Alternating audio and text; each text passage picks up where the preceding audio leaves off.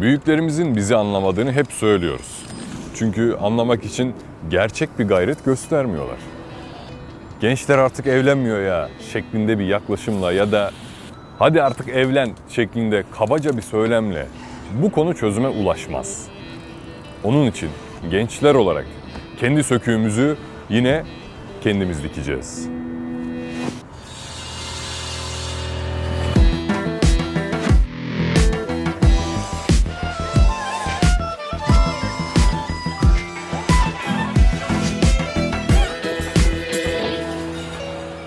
Evlilik müessesesi, müessese kelimesini kullandığımız tek konu, tek yer olacak kadar uzak artık hepimize.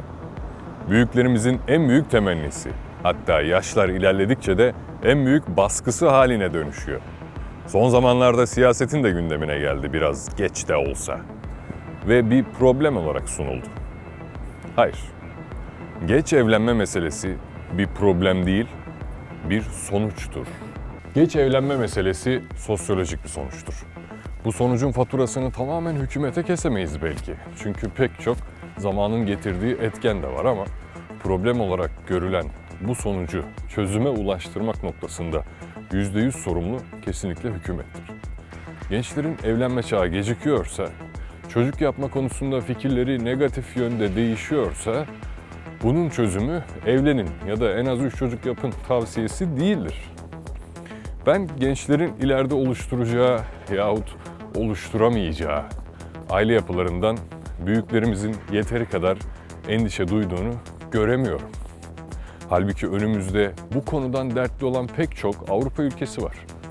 Dünya görüşleri bizim gibi olmamasına rağmen evlenmeyen bir toplumun büyük sorun teşkil ettiğini onlar bile kabul ediyor.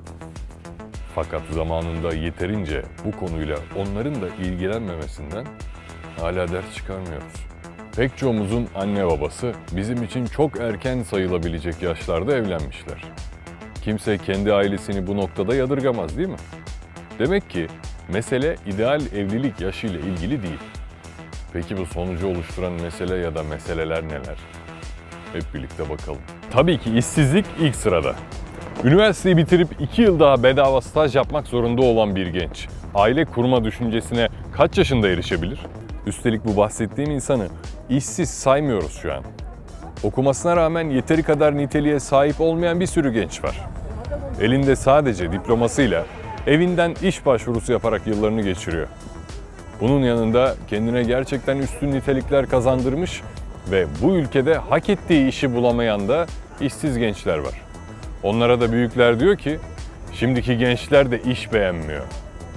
Gençlerin iş beğenmemesi de zaten ayrıca konuşabileceğimiz kadar geniş bir konu.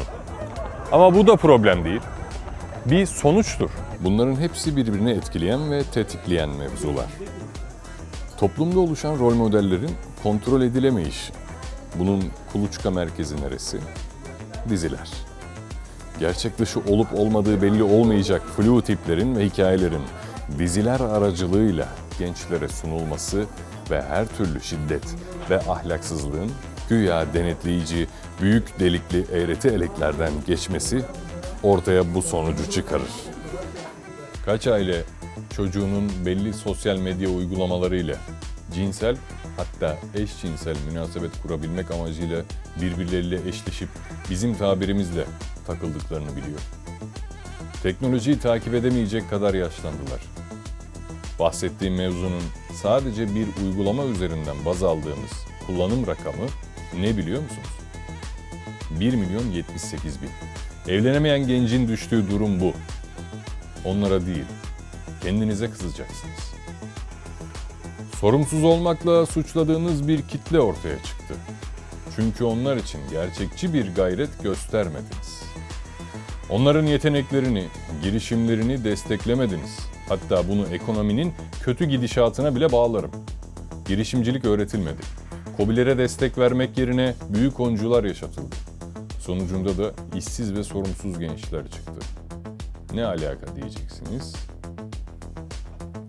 Eğer öyle olmasaydı, minik bir tezgaha bile olan genç insan, hayatında yaşadığı bütün olumsuzluklara rağmen işine sorumluluk hissettiği için kendini daima toparlayacaktı.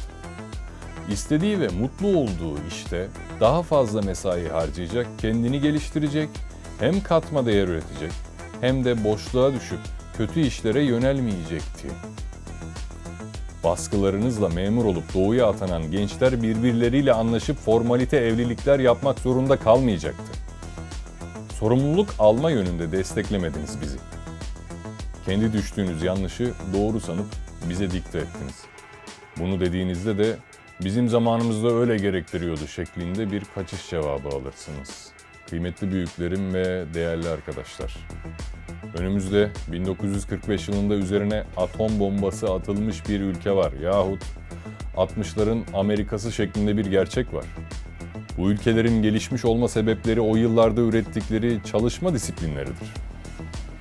Ve bunu da aile seviyesine kadar uyarlayabilmeleridir. Bir ülkenin kalkınma başlangıcı çalışma hayatıdır. Bu ekonomiyi ve sonrasındaki sosyal hayatı doğrudan etkiler. Ahlak kontrolü de bu konu altına girer. Hem de pozitif bir biçimde.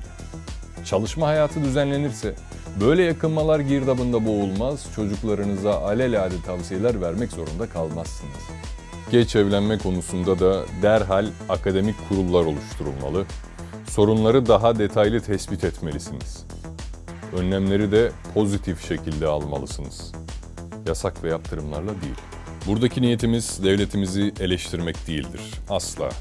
Biz gençler olarak her zaman devletimizin yanındayız. Fakat kürsülerde çözülemeyecek kadar ciddi bir konudur. Biz toplumsal, sosyolojik yönlerini birkaç detayla göstermeye çalıştık. İstiyoruz ki daha detaylı bir inceleme yapılsın ve bu konuya bir an önce çözüm bulunsun. Aileler de 2 kelimelik basit tavsiyeleri bırakıp evlatlarında bu sonucu oluşturan sorunların çözümüyle ilgilenmeli. Ama gerçek bir çaba sarf ederek. O zaman hepiniz bu aleme hoş geldiniz. Bir, 2 çay verebilir misin?